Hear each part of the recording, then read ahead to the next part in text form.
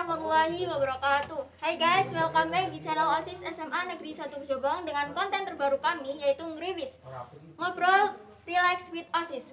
Saya Meli Trianasari selaku moderator akan berbincang-bincang dengan narasumber kita yaitu Kak Alvan Pratikno. Untuk Kak Alvan, silakan boleh perkenalan. Oke, saya pakai hand sanitizer dulu ya. Oke, Kak. Karena sekarang kan lagi PSBB, kita harus terapkan protokol kesehatan. Oke, saya mau perkenalkan diri ya. Bismillahirrahmanirrahim. Halo guys, perkenalkan nama saya Alvan Pratikno. Di sini saya selaku narasumber. Saya berasal dari kelas 11 MIPA 3. Di sini saya mendapat jabatan, mendapat amanah sebagai Ketua OSIS masa bakti 2020-2021. Alamat rumah saya Kejobong, RT 23 RW 11. Umur saya 16 tahun. Status saya anak kandung dan juga saya jomblo. Oke.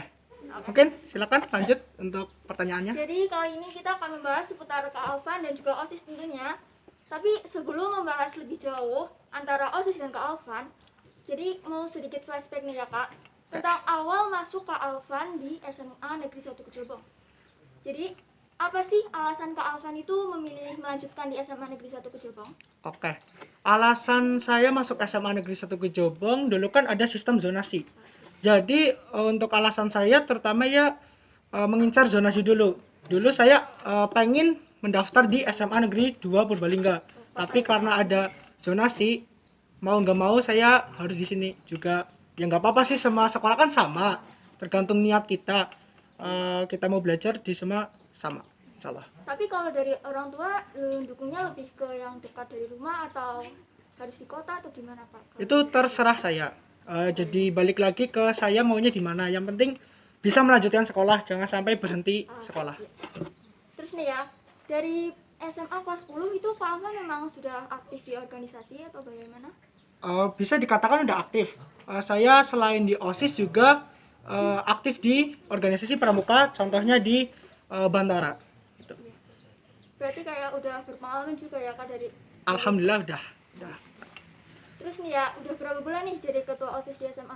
Alhamdulillah udah sekitar 4 bulan. Lama juga ya Kak? Alhamdulillah, tapi sekarang kan lagi pandemi, jadi ya ada susah ada senengnya gitulah. Terus ya, sebelumnya Kak Alvan udah pernah jadi ketua OSIS apa belum di SMP? Alhamdulillah di SMP udah pernah pas kelas 8. Saya berpasangan wakilnya sama Syamsul. Sekarang dia di SMA 1 Purbalingga. Berarti udah benar-benar berpengalaman ya Kak? Ya, tapi agak beda sih OSIS di SMP sama SMA. Jadi pas masuk OSIS di SMA itu rasanya kaget. Perbedaannya itu berarti misal kayak di segi apa itu Kak? Kalau di SMP kan mungkin belum mengenal proposal. Kalau di SMP saya belum mengenal proposal, terus kegiatan masih di backup sama guru. Kalau di SMA kan kita benar-benar untuk kreatif, membuat kegiatan, membuat proposal, pokoknya banyak perbedaannya.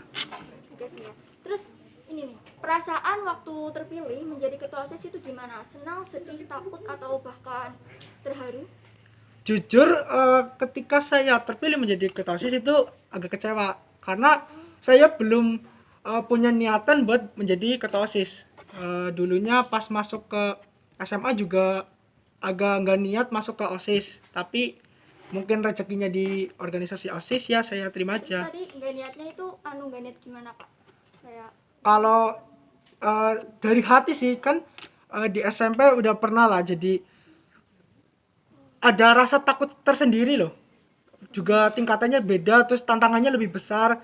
Ya mungkin belum siap secara matang, tapi alhamdulillahnya rezekinya saya diterima di OSIS ya seperti ini, nggak apa-apa. Ya dijalani.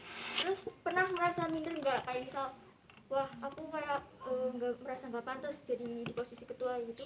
Sering. Tapi saya punya prinsip, kalau saya minder terus, kapan saya bisa maju?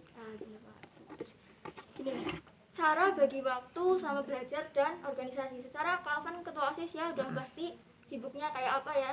Terus cara bagi waktunya buat belajar dan organisasi itu gimana Pak? Kalau saya pintar-pintar bagi waktunya, kalau bisa malamnya itu full malam buat belajar. Tapi kalau nanti sewaktu-waktu ada waktu luang, pas itu enggak untuk organisasi, bisa saya gunakan full untuk belajar. Terus kayak pernah apa ya kayak nilainya itu rendah atau gimana? Maksudnya nilainya kayak berkurang dari sebelum masuk organisasi itu? Ya pernah berkurang, tapi dari orang tua tidak terlalu mempermasalahkan sih. Yang penting jalani aja dulu, kamu bisa. Yang penting dia melakukannya terbaik Iya. ya Kak. Terus hal apa sih yang membuat Kak Alvan itu layak atau kayak mampu menjadi ketua OSIS dari diri Kak Alvan sendiri? Misalnya kayak Kak Alvan itu rajin, pintar atau apa itu?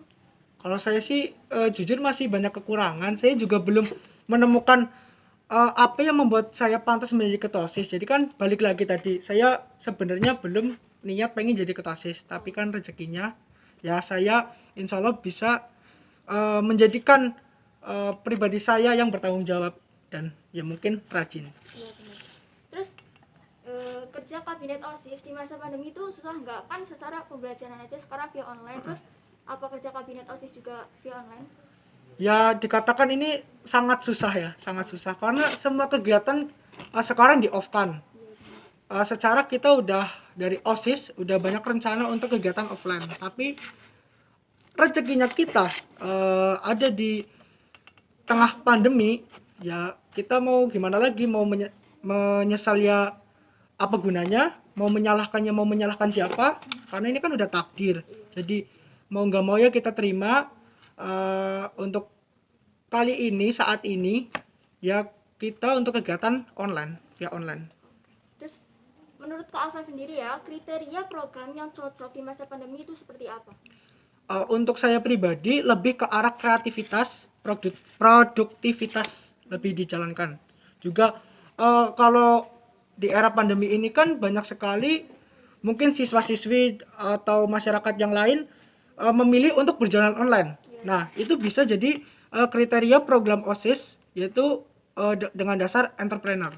Mungkin itu. Terus kayak kalau Kak Alvan menjalankan kegiatan itu, apakah semua dari pengurus OSIS benar-benar ikut berpartisipasi atau mungkin ada yang berkendala atau gimana Kak? Ya, untuk pandemi COVID ini kan mungkin banyak yang tidak diizinkan. Untuk objektivitas saya, sepemandangan saya, untuk kegiatan alhamdulillah ada yang full ikut dan ada yang mungkin tidak diizinkan. Nah, itu kan jadi kita balik lagi ke orang tua anak tersebut, dibolehin apa enggak. Izin orang tua ya Kak? Iya, Terus paling penting. kesulitan melaksanakan kegiatan di masa pandemi pasti ada dong ya. Terus apa sih cara Kak Alvan itu menghadapi kesulitan itu gimana? Untuk saya pribadi komunikasi paling penting. Terus keyakinan saya mau kegiatan apa selagi itu tidak mengganggu protokol, tidak menyeleweng untuk Terus nih ya protokol Kak, kesehatan, tantangan ya terbesar yang yakin dirasakan bisa Kak Alvan dijalani. selama berada di Kalau OSIS? saya pribadi. Oke, tantangan terbesar saya menjaga emosional saya. Saya tipenya orang yang emosional. Jadi pas awal juga saya takut saya bisa menjaga emosional saya apa enggak, terus saya nanti bisa mengecewakan anggota-anggota saya apa enggak, itu saya takutnya seperti itu. Tapi alhamdulillah dengan anggota-anggota saya mereka menerima saya dengan apa adanya. Mereka juga memotivasi saya, mensupport saya, selalu memberikan dukungan kepada saya. Jadi saya yakin saya bisa menghadapi tantangan terbesar saya. Terus nih ya Kak, harapan Kak Alvan buat OSIS kedepannya itu gimana? Oke, harapan yang pertama paling penting semakin jaya, semakin best, semakin solid, menjaga satu sama lain, kekeluargaannya tercipta, jangan ada OSIS selanjutnya itu yang merasa tersendiri. Mungkin itu harapan saya. Merasa tersendiri itu berarti kayak didekati atau gimana? Mungkin kita udah berusaha didekati, tapi dari pribadi itu merasanya tersendiri. Tidak ada mungkin capaian tangan dari teman-temannya, mungkin merasa teman-temannya itu kurang peduli sama anak Iya. iya. Oke, satu pertanyaan terakhir nih ya Kak. Kak Alvan itu kan ketua OSIS ya. Pastinya satu sekolah itu kan kenal Kak Alvan. Masa sama OSIS, ketua OSIS sendiri itu nggak kenal kan nggak mungkin ya. Terus Iya. nih pertanyaannya itu, Kak Alvan masih jomblo atau udah punya gebetan atau doi atau pacar? Aduh, ini pertanyaan sangat menjebak ini ya. Siapa yang bikin pertanyaan ini? Ya ada. Intinya Aduh, kalau ini harus jujur apa gimana ini? jujur. Nanti kalau jujur malah itu apa ya? Satu sekolahan patah hati semua. Tadi apa? Pertanyaan terakhir gimana? Udah punya doi atau masih jomblo atau gimana? Duh, saya jomblo. Saya jomblo. Muka seperti saya ini masih jomblo ya, guys. Jomblo ini, guys. Tapi ada seseorang nggak maksudnya di hati loh, kayak someone yang spesial kayak gitu? Spesial ya. Spesial. Spesial, aduh. Ini pertanyaannya aduh, sangat Ya kan kalau nggak pacaran mungkin ya nggak pacaran, tapi kayak tetep kayak ada yang spesial atau enggak di dalam hati kayak gitu. ya mungkin dari sebelum-sebelumnya kan perasaan kagum atau apa itu kan ada. Tapi untuk saat ini yang tetap ada di hati saya ibu. Ya, Ibu saya. selain ibu. Selain ibu, nenek. Ya udah, ya udah. Nah. Oke, terus ya. Tapi beneran nggak ada nih? Nggak ada. Oke, berarti nggak jadi patah hati satu SMA nih ya teman-teman. Soalnya kan mesti banyak adik kelasnya juga ya kan? Kalau ada yang minat silakan ya. Silakan. Nomor di bawah ini silakan. Oke. Oke. Jangan lupa follow Instagram saya. Oke, promosi guys, oke nggak lupa. Oke, terakhir nih ya Kak, terakhir banget. Mungkin Kak Alvan ada pesan atau quotes motivation atau kata-kata apa buat teman-teman Semanke atau siapapun itu, boleh disampaikan silahkan. Oke, mungkin saya memberikan sedikit motivasi ya. Segala sesuatu yang mungkin kalian tidak sukai itu bisa membuat kalian menjadi sukses. Jadi lakukan apapun yang kalian tidak sukai itu, walaupun itu berat di hati kalian, tetap jalani. Rezeki, takdir juga tidak ada yang tahu kan, Allah saja yang tahu. Tugas kita adalah berusaha, dan berdoa. Jangan lupa tetap berbakti kepada orang tua. Sekian dari saya. Oke, menginspirasi sekali ya guys. Oke, berhubung waktunya sudah cukup dan ya sudah semakin siang ya Kak Alvan. Oke. Jadi segini dulu perbincangan kita, mungkin bisa dilanjut lain hari. Terus intinya terima kasih banget buat Kak Alvan udah menyempatkan waktunya membagi motivasi atau pesan-pesan pengalaman dan paling penting intinya tentang OSIS ya. Oke, buat teman-teman jangan lupa tetap terapkan protokol kesehatan 3M-nya, yaitu menjaga jarak, mencuci tangan dan memakai masker ya. Dan jangan lupa buat subscribe, like, and share ke teman-teman Semanke ataupun luar sekolah ya guys. Oke, cukup sekian. Sampai jumpa di next video. Bye. Ya.